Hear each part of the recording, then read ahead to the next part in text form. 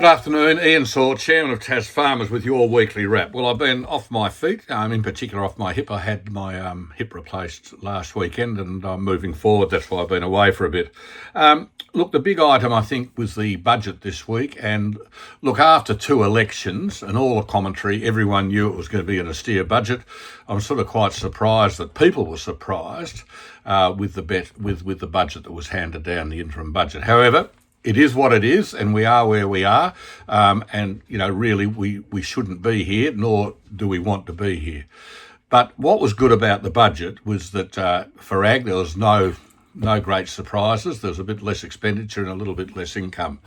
But what was good is that we now have a written pathway to budget repair. This gives certainty for investment in not only agriculture but the general business community. And it's really important now that every one of those decision makers, especially in Hobart, act like adults. We don't need politics. We don't need grandstanding. We all need to work together to repair the budget to give confidence in the Tasmanian economy so that we can move ahead.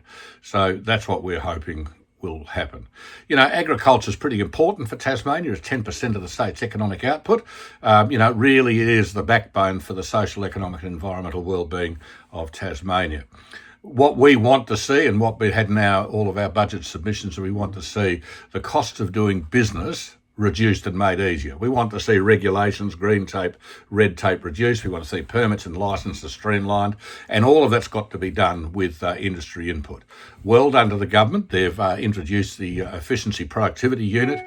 This is from the Tasmanian government, and they're going to look at ways of finding and improving government services. But I say again, the end users, the farmers and the business people must be involved intimately in those discussions to find ways to move forward.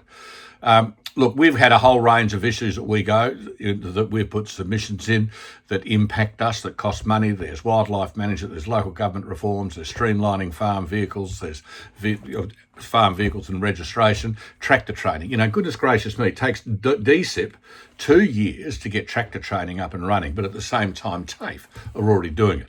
Why don't we put some of that money by getting rid of DSIP tractor training, put that into TAFE and allow the private sector to do some work.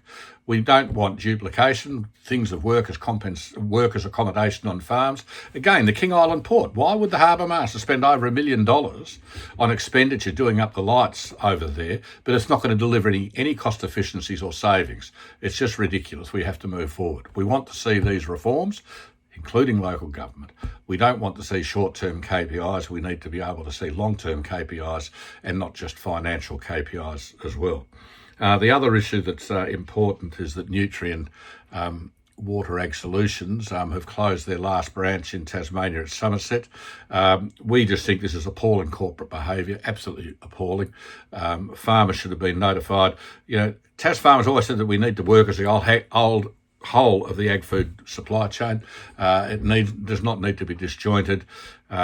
If Nutrien were true to their word and they were part of that whole chain, then they would have made that announcement sometime during the winter time, not at the start of the irrigation season, saying that they're closing down their businesses. Anyway, I'll be writing a letter this week to the chairman and the board of Nutrien in Canada to say that this is appalling behaviour. And what can they do to fix it? Anyway, that's all for this week. Until next week, take care.